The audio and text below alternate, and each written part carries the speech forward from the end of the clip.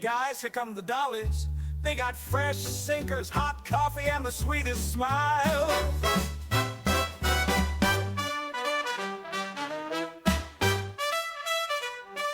All right. Hi, everybody. Welcome back to the Clubmobile. We're so glad that you decided to join us once again. Good morning, everyone. If you're not sick of us yet, we're happy to have you here. And joining us today is Sarah Morgan. If you are on Instagram and in the circle of women's history, then you probably are following Sarah from Cooking with the First Ladies. Sarah, thanks for joining us. Thanks for having me. I'm super excited. We're glad to have you here. Yeah, very excited. This is something that, while we have researched it, it's not something that we have really learned about fully. So could you begin by telling us a little bit about the Manhattan Project and the Ladies of Oak Ridge? Absolutely. It's like literally my favorite thing. I really have now focused mostly on my Cooking with the Calutron Girls part of my whole project. But a lot of people don't know about Oak Ridge. A lot of people really associate the Manhattan Project, of course, with like Oppenheimer and Los Alamos. But Oak Ridge, Tennessee was actually the very first site chosen for the Manhattan Project back in 1942. And it was supposed to really only, that was supposed to be the only site, actually. But they quickly realized that they couldn't enrich enough uranium specifically to create that fuel for the bomb. So they branched out to Los Alamos and then Hanford, Washington. Oak Ridge actually didn't exist really prior to the Manhattan Project. It was just a city that like sprung up overnight.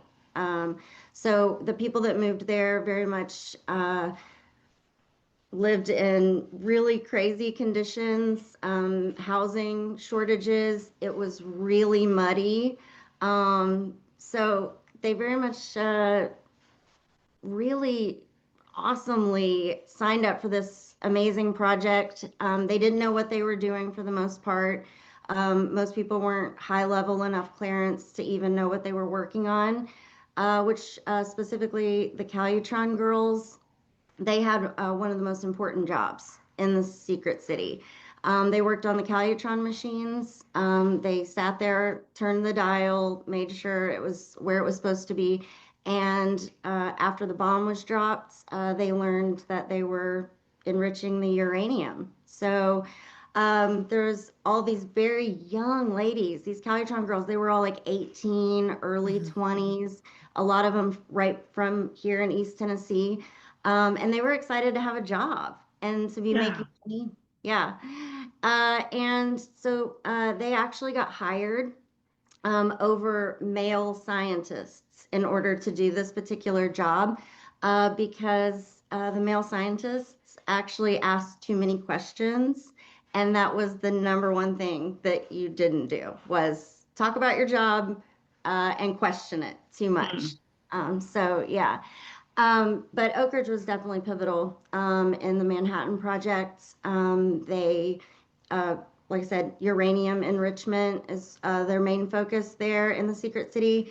And that was the fuel that went to the Little Boy bomb, which was the bomb dropped on Hiroshima, which we actually just had the anniversary of the bombing. It's been 80 years. So in Oak Ridge, I'm not sure when y'all post this, but on August 6th, they have a ceremony every year. There's a International Friendship Bell in A.K. Bissell Park there in the city, and it's rung one time for each year.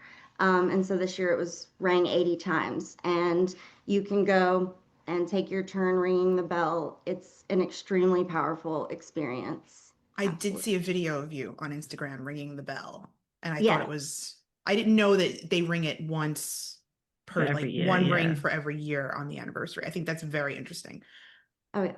I'm not very interested, but I find that, you say that the girls took these jobs not knowing what they were doing. And I think that that really speaks to, and I think Winnie would agree with me, really speaks to just the women of the era, like, right, the women of the war.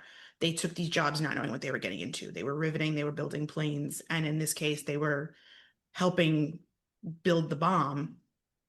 These girls Without were basically high school graduates, right? Over physicists to take this job. And I think that yeah, that says a lot about the strength of women during the war. it really does. It truly does. And just honestly, for me, I think it's amazing that you would take this leap and be so patriotic in wanting to end the war and bring your brothers, husbands, fathers, etc., home. That you would hop on a bus and go to literally the middle of nowhere, like I said, to this city that like just sprung up. Right. People were living in small little houses. They called them semestos. Some people lived in dormitories. You sometimes weren't allowed to live with your husband if you were African American. The men and women, regardless of marital status or having children, could not live together. Wow. So it's just amazing, yeah, to think that you would sign up for something like that and really then also just not knowing what you were doing. You just were going, you knew you were supporting the war effort. You, in many cases, well, in all cases, I should say, weren't allowed to discuss it. So it's a really interesting like dynamic of friendships and relationships because your husband would come home from work and you couldn't say, "Hey honey, what'd you do today at the plant?" You just didn't talk about it. And it's amazing that people would do that. It's also just something that will never happen again in history.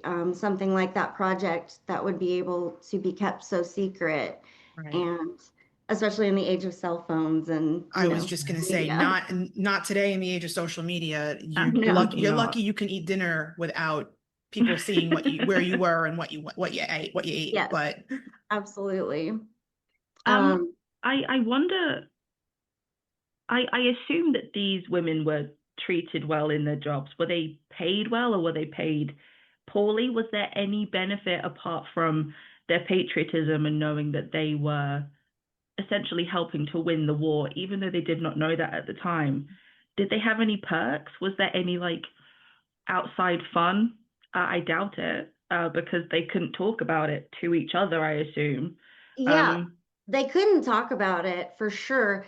Um, there's really cool like stories about actually the fun that they did have. There were perks actually. I mean, a lot of women during that time didn't have the opportunity to work, so they were excited to be able to do that. And also they were paid very well, especially for women at the time. In regards to fun, though, it's really cool that this, like I said, city sprung up. They made sure there was recreation, actually, which just last night, actually, I was in Jackson Square, which was one of the main town sites in the city, which had like the grocery store and, kind of a very offshoot of a department store, but also a bowling alley.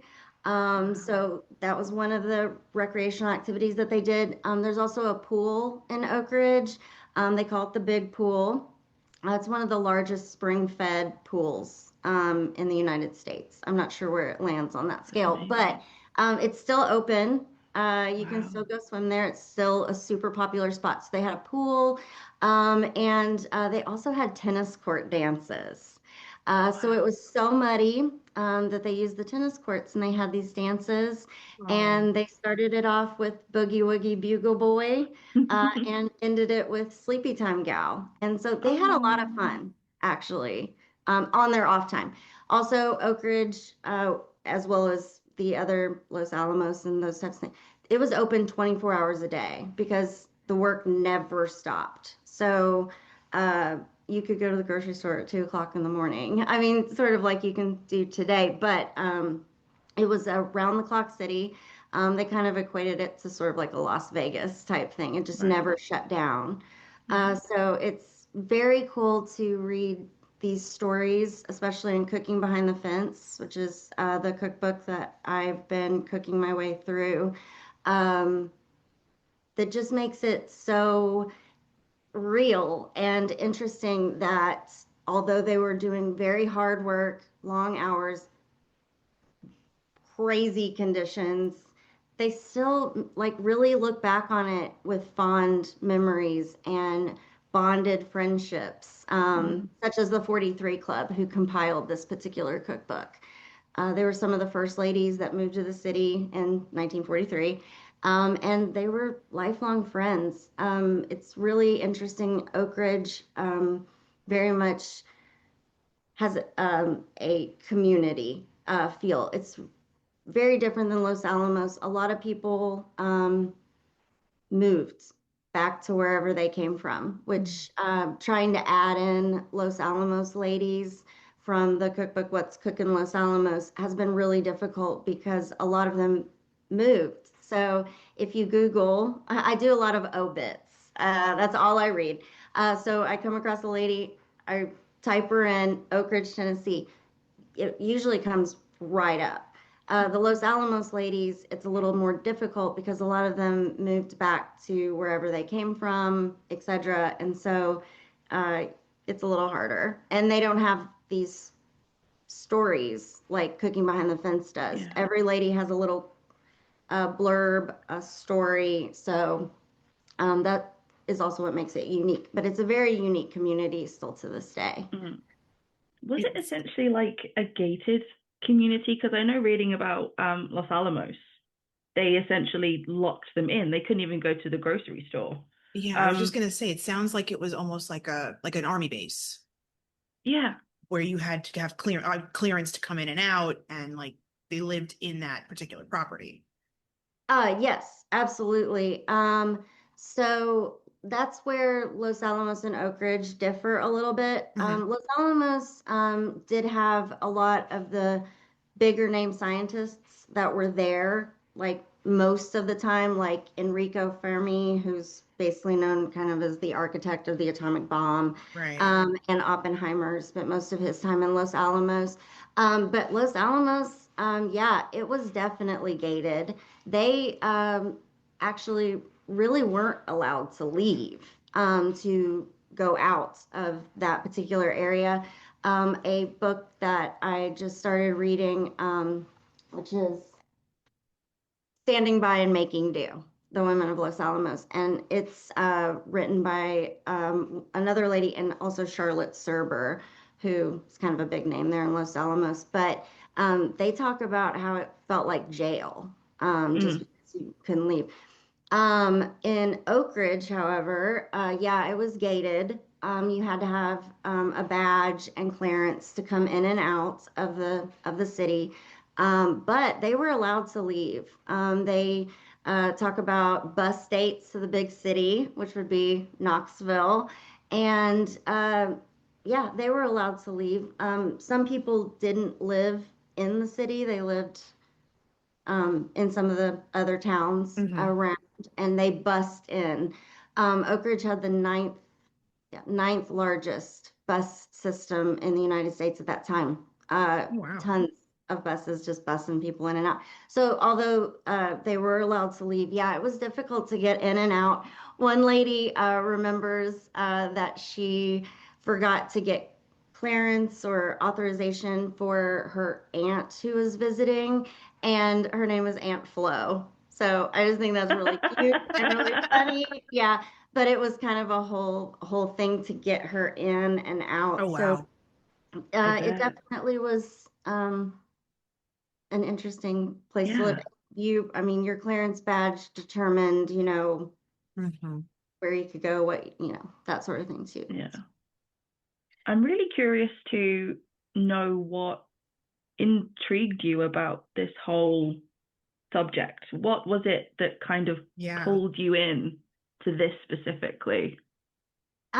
So I I'm not a chef. I don't have any culinary real background. I went to school. I have a degree in history, and most of my focus was on the 1940s, and especially the Manhattan Project and the Holocaust. As a Okay. Jewish person, that just is something that has always been part of history that I've researched and been interested in.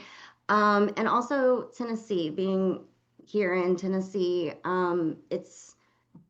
it's just it's so hard to say. It's I just feel a real connection to Oak Ridge, and I think it's fascinating. Like I was saying earlier, just how big a role a place that a lot of people haven't even really heard a lot about, as well as just women in general, had such a pivotal role.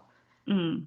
So I think that it just sort of pulled me in because, especially with connecting to some of these untold women's stories, because they're not ladies that you would recognize or that are in a history book, or anything like that. And so I think it really is a neat thing to learn about these ladies who played this really pivotal role, but Yeah. most people don't know about them. People don't know Yeah. about them. Yeah. And the women did tons of other things, of course, in the secret. Right. Calutron Girls, the whole little project name is, of course, just like it sounds cute. But I mean, Right. they were homemakers. Mhm. They worked at K25, which was one of the other plants.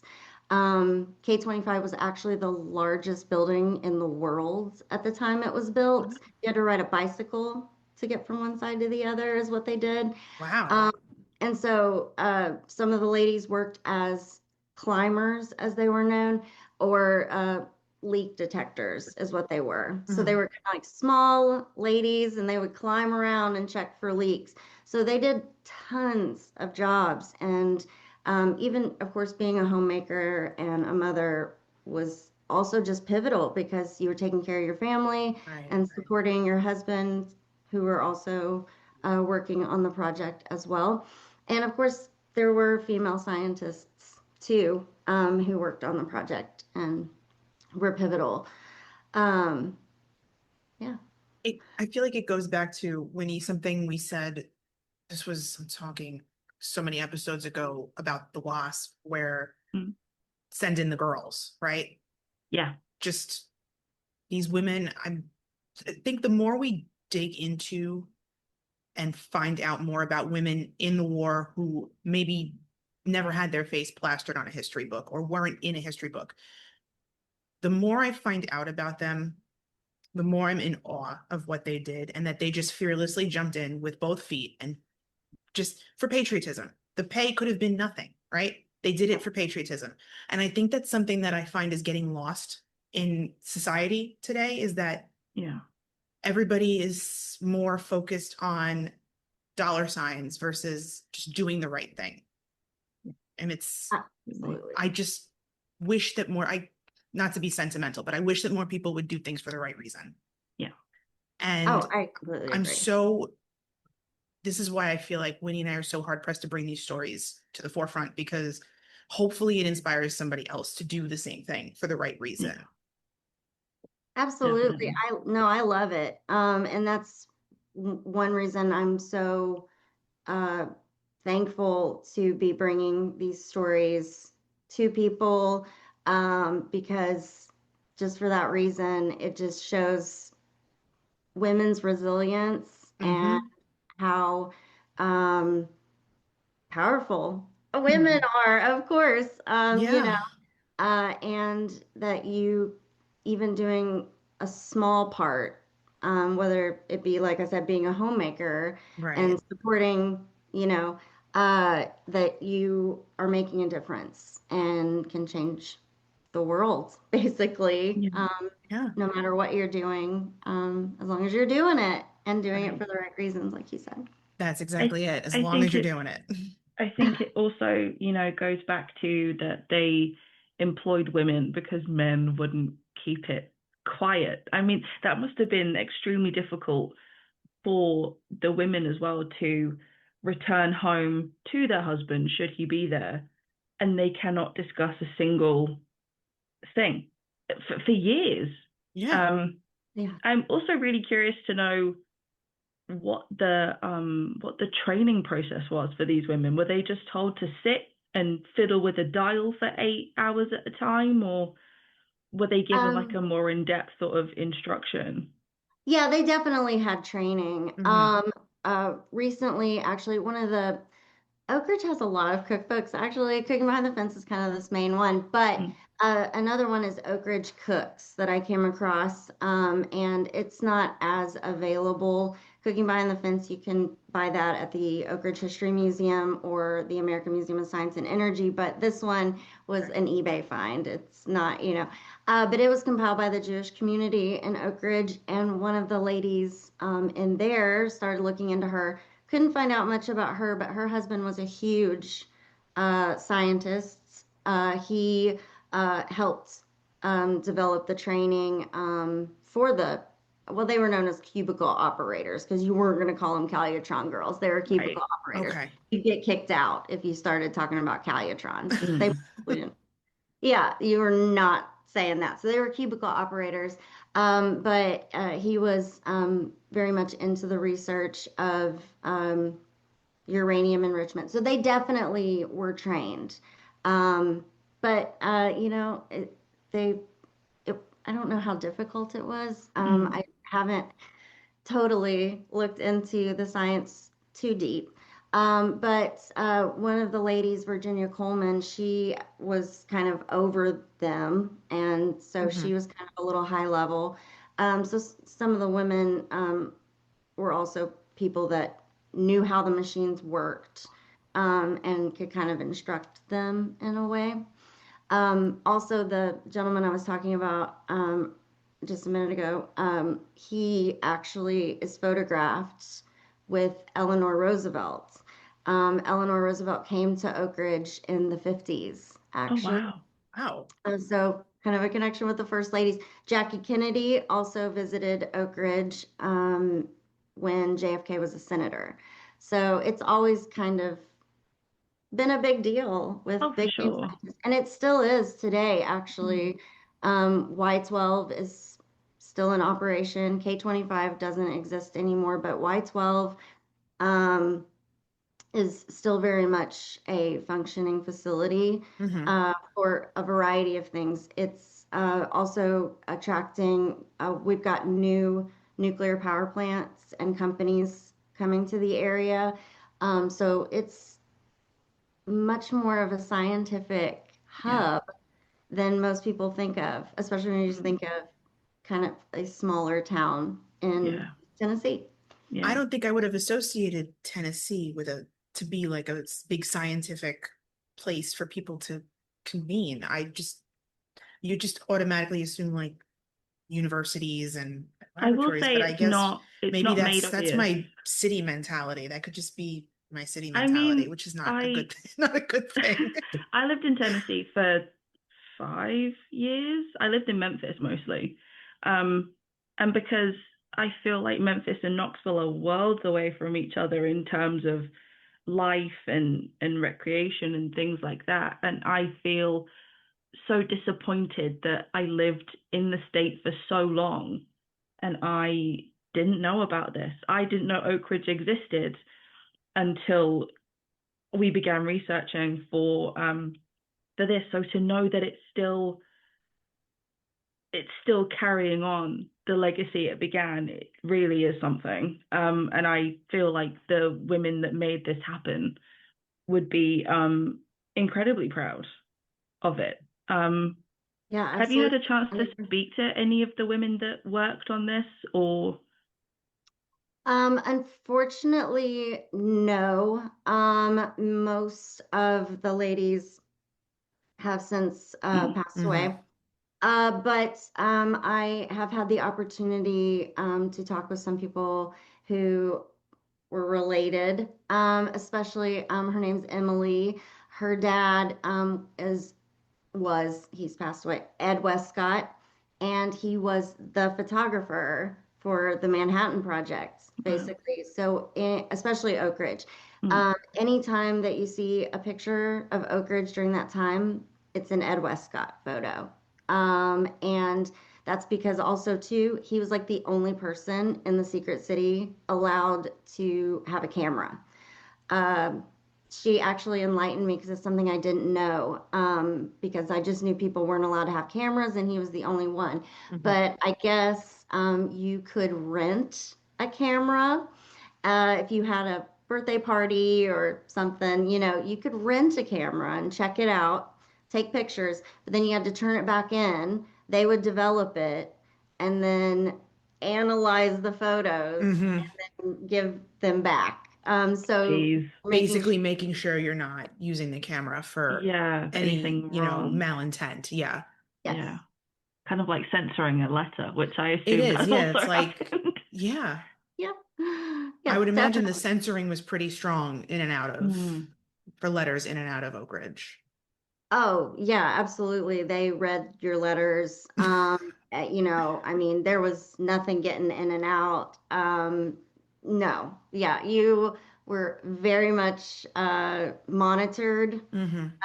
And I mean, if you, that's another interesting dynamic too, is because some of the ladies were like sort of not spies like for the other side, but spies for the United States government basically. Mhm. So that's like an interesting dynamic of a way to make friends. You never really knew who was listening. So there were some ladies who reported back. It was so I think this is so fun too. It was a fake corporation in Knoxville. It was Acme. So Oh, Acme. And so like and that was also, to hide everything, yeah. you keep everything secret. But yeah, you had, you never knew like if you all of us were sitting here talking, I wouldn't know if I was just accidentally said, yeah, I work at whatever doing this Yeah. and that. And I wouldn't know if maybe you were gonna go turn me in and then Mm. you would, be Yeah. fired and sent away. Right. So, you know, Which is interesting because I read in our research about there was a woman who one of her neighbors was part of the project, lived in Oak Ridge, and apparently she talked too much, and she was just gone the next day, and they said, oh, she died from moonshine poisoning. I love that. I've She was not heard just that gone. article. That Yeah. Yeah. was She one just of the disappeared. it's odd the things that stick with you when you're reading, but like that really stuck with me. I was like, oh my God, she talked too much. It's quite And then all of a haunting, sudden she actually. was That's gone. It's why. got a very like mafia feel to it. Like, Yeah. oh, she's gone now. Oh, she's She's gone. she's just gone. I love that about the moonshine poisoning. What an interesting Yeah. What an interesting excuse That's to. it's just a very specific, like a very specific Yeah. excuse. Like, oh, she had bad moonshine and she died last night. Like that's quite shocking. Yes. uh yeah, that is really interesting. And also interesting because well, one of my favorite stories it involves alcohol. In the Secret City, you weren't allowed to bring it in, and there was really only like one bar type thing, and it was just beer. And of course, alcohol, loose lips, get you. Mm-hmm. Yeah. They Yeah. didn't want you to be bringing it in, but women were the smugglers, Of and they course. would put them in the underneath the babies in the strollers. They'd put them in dirty diaper bags because nobody's going to look through that. Yeah. Put them up in their skirts and things because, they weren't going to check that either. So the women were the smugglers. So maybe somebody would have gotten some moonshine in there for sure. But what an interesting excuse. That's hilarious. But yeah, people Right. you'd just be gone. Yeah. Yeah. Yeah. Just gone. Hmm. I want to kind of go back to the cookbook again because that's very interesting to me that's kind of where they pulled their resources almost. Hmm. Was the cookbook originally is it originally from the 1940s? Is it from the war era? Or was it put together like after the war and then published after with their recipes? Yeah, it was I love cooking, so it this is was very compiled interesting to me. long Hmm. long after the war. Mhm. Yeah. It was, I could tell you, 2015. Oh, Oh, wow. Okay, so it's wow. relatively new. It's 10 years old. Okay, it's relatively new. Hmm. But it was the 43 Club is what they called themselves that Right. completed it. And they were the ladies who lived and worked in the Secret City in 1943, 1944, 45. And so a lot of the recipes are from They're that. wartime era recipes. Yeah. Some of the recipes are from their children. Okay. Colleen Black is one of the ladies of the 43 Club, and she provides a lot of recipes. She also had several children, so some of them also have recipes Hmm. in the cookbook. But no, it's wasn't published back then. What's Cook in Los Alamos, which is also another cookbook that you can't really get your hands on. I got a PDF copy from the Los Alamos National Lab, actually. Wow. And it was 1955, so it's much older, but Right. also from ladies who were living and working in the area during that time. Right, right. So Uh, the the recipes, can you get them online or is the cookbook only available for purchase in the museums? In the Cooking museum? Behind the Fence. Mm-hmm. Yes, cooking behind the Uh, fence. Sorry. yeah, beyond what you can see on my socials, Mm-hmm. no, they're not available online. It's just for In the purchase. Just for book. purchase. Yeah. Okay. Which Okay. I think we're going to have to do, honestly, because I'm so intrigued about Oh yeah. what's in here and what these people shared with each other and then with their children afterwards. Um, Something else that we read about during our research really stuck with me was that obviously these women did not know what they were helping to build.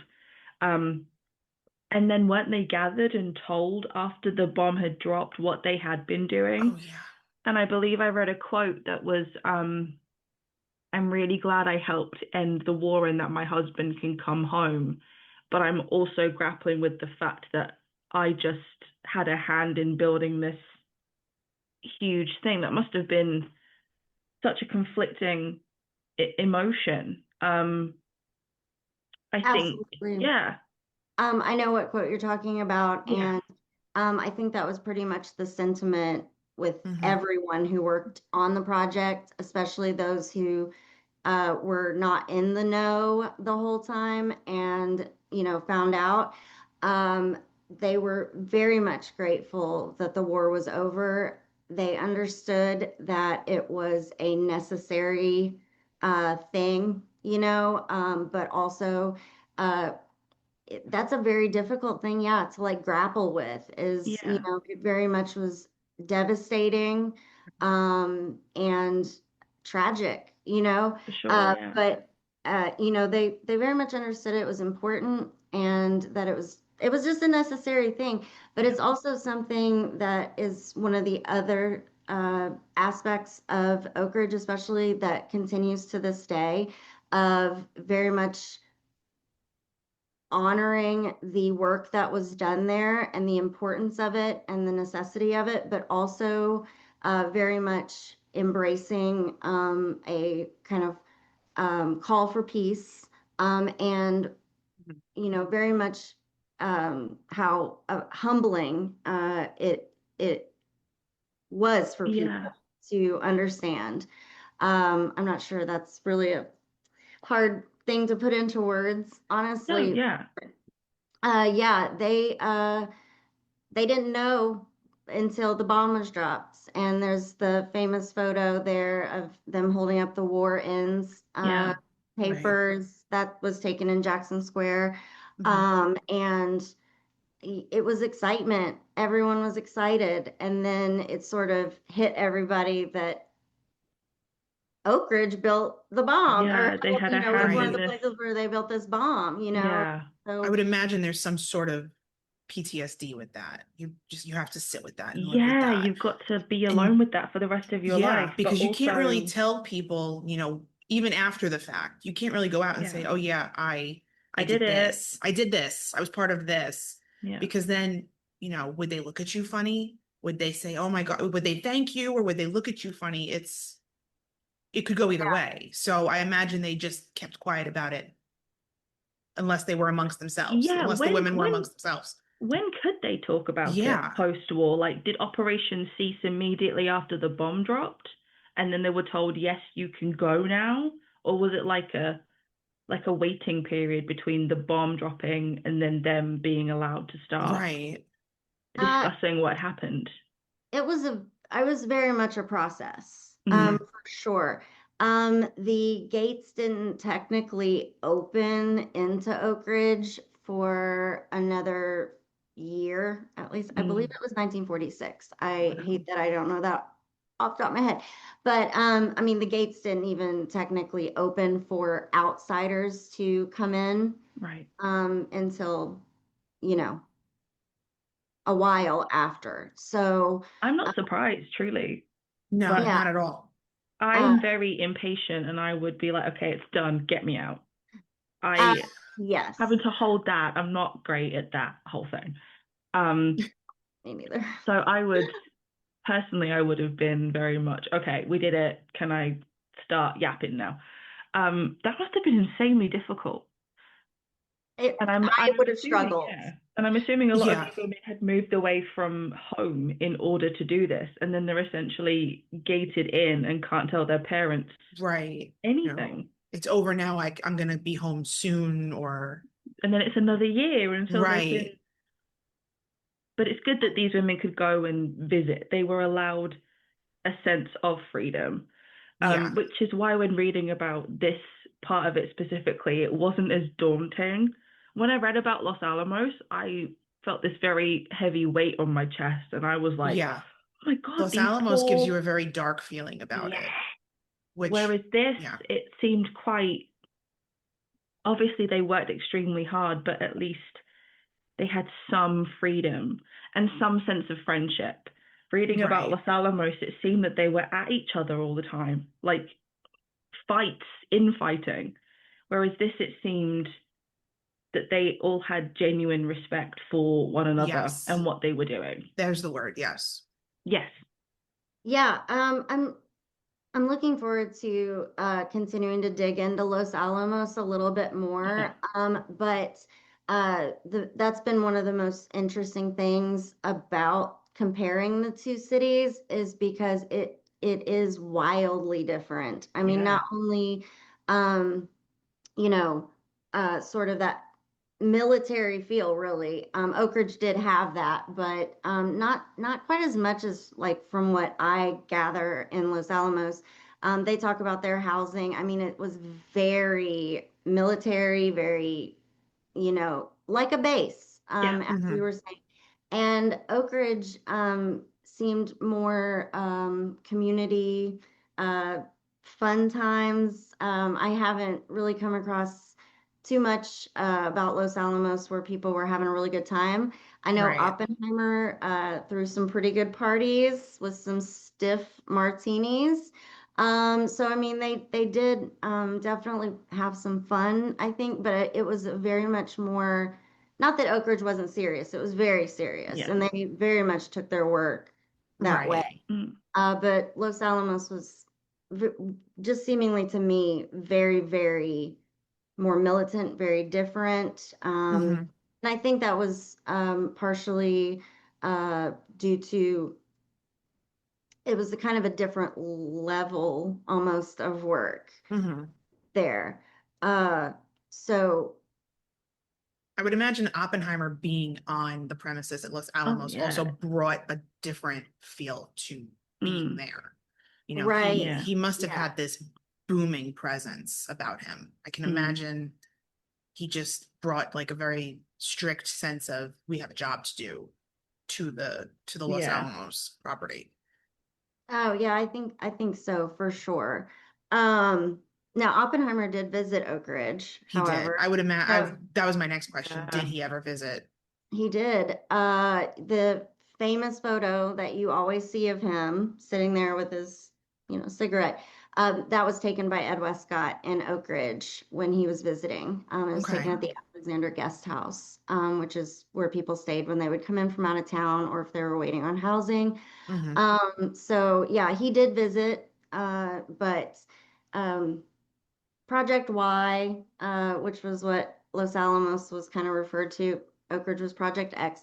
It was ultimately, of course, where they assembled the bomb and where the Trinity tests occurred, testing the first atomic bomb, the first thing ever dropped. So it was a little bit more stiff. Yes, I believe. Yeah, a little bit Like more his serious. martini, I guess. Yeah. As he should, doing all that work and subjecting people to building, such a thing. But this has been so interesting to learn about, especially in comparison to, because I feel like, not that Oak Ridge has been forgotten, I feel like it should be spoken about more. And I'm so glad that we have done this, because when you think of this subject, you straight away go to Los Alamos. You don't, Yeah. this wasn't on our forefront until this. So I'm really glad and happy Yes. that we have done this. And, you obviously should keep going and keep cooking from this book, because it's excellent content. We have been enjoying it thoroughly. Oh, absolutely. And I have Thank you. I have a question for you. Do you have a favorite recipe from the cookbook? I do actually, and it's mostly because of the story. And also Okay. this particular lady has shown up in the other cookbook too, Oak Ridge Cooks. Okay. And so she's just kind of interesting in general, but it is called the Taylor Road Cheese Shuffle, and it is a cheese souffle. Ooh, And you got me. again, I'm not like a chef or anything, so Mhm. I've never made a souffle before, and I was so excited when I made it for the first time with the American Museum of Science and Energy. They were doing a video, and it was like, it came out of the oven. It's a souffle, and it's like it worked, but she called it the Taylor Road Cheese Shuffle, and she lived on Taylor Road in Oak Ridge with like 6 other ladies. And she recalled kind of that they like to make fun of French words. So that's why they called it a shuffle. And these people, That's quite funny. yeah, I know, how I like cute, right? that. And they said mercy buttercups. And I just thought that just really brings That's adorable. life It's so cute. these people that were living and working there, and these women. It's like so That's so real. cute. I love that. Adorable, right? It brings such a sense of normalcy. And I Yes. think, Yes. they needed that during this. Absolutely. So But there's just so many fun stories in this cookbook, and that's just one of my top favorite ones and favorite recipes. I have also made a lot of weird ones. Beef oh yeah, tongue what's been the weirdest one? Well, actually, most recently, and I haven't even put it out there yet. But beef tongue was weird. I don't know why when I do these weird ones, I don't think about it. I didn't realize that the beef tongue was going to be like this giant tongue, like They're as big, huge. and that Ooh. it would have taste buds on it. I don't know why I didn't think about it. Oh, Oh, I'm Yeah. cringing. Oh my Yes. goodness. okay. Did you Yes, eat yes. it? Did you eat it? I did eat it, and It was actually, bad? it wasn't. It was actually pretty good. Oh, Okay. I would surprising. say great, but the thing that I haven't put out there yet, which this was just last week, I did a beef heart. Ooh, Yeah, that's different. very. How did that go? It went. Mm, mm. Mm, yeah. So Mm. it was actually, it was really good, actually. I actually really liked it. It was actually really tasty. That one came from the Los Alamos cookbook, but Mm. it was, and again, this is why I'm like, I don't know why I didn't think about this being, it's a heart. It's gonna be a You bit know, flippy. Yeah. I had to devein it. Yeah. Okay. And Like a heart Okay. surgeon. yes, it had like aorta looking things in it. Oh, I mean, and when I de-thawed it, which I was telling people for forever, I have a beef heart in my freezer. That is weird. Well, weird for me. I'm sure some people it's not. But anyway, open up the bag, and I mean, it was like an IV bag coming, and when it de-thawed, and I was thoroughly disgusted by having to do the veining. Yeah. But Open it heart surgery in your actually, kitchen. In Yeah. your kitchen. oh, it was. That's perfect. That's perfect. Oh my That's exactly gosh. but it was No, good, actually. I would probably eat it again if someone else did that. if Someone someone else else did did all the the hard prep work. work, Yeah, I would eat it. Yeah, I yeah, agree with that. I'm sitting here Absolutely. cringing. Meanwhile, Italians will eat the strangest things. So, I mean, my mother eats tripe. I okay. can't really I sit here don't. and No, I'm balk not. at it. Not a big tripe. I've tried it Neither one am I. time. Neither am I. No, I can't do liver either. So I think you're extremely brave to do Oh the yeah, heart and the tongue, and the tongue. especially. I would Yes. stick with the cheese shuffle. Yeah, I think yeah. I I would would. stick with the I cheese would souffle. stick to the souffle personally. Absolutely. Yeah. Absolutely. That's more my I vibe. would or Absolutely any agree. of the desserts. Any of Oh the desserts, yeah. Oh yeah, those yum. are always Okay, a Gabby, winner. we'll skip the main courses We'll and skip we'll the go mains and go straight for the desserts. straight Yeah, to these ladies' dessert. absolutely. Yeah. I had a blast. This was We so had a much great time. fun, and I'm so glad we got to learn about this. Me too. Oh, thank you And guys so you are much. just delightful. You are. You're Oh, so you Really sweet. guys are are. too. Thank you. I love your guys' podcast. It's so great. Thank Aw, you. thank Thank you. you so much for having me on here, and I'm glad y'all enjoyed it. And again, I'm so glad to continue to share untold stories of these women and to talk about Oak Ridge, Tennessee, because it is kind of in itself. A lot of people don't know about it, but I love learning about these ladies. And I'm going to tell you, it's strange to say. People say, "Oh, well, what do you do?" It's like on the side, and it's like here it is. It's kind of hard to describe, but I'm like, yeah, I read a lot of those obituaries, but there's I hope some like far from now someone or long from now I should say writes an obit as interesting and sweet as what some of these ladies have. They go into detail. Hmm. I'm really hoping that someday um, I would like to have like a volume 2 of the cookbook and add in some of this additional information that I've learned about these ladies, all from things that their family have written about them when they passed. And they lived fascinating lives and had fascinating hobbies. And I just have thoroughly enjoyed doing this and can't wait to do more. Thank you so That's much so for great. joining us, Thank you so Sarah. much. Thanks, you guys. Thank you. All right, everybody. We will catch you next time. Bye, everyone. Bye.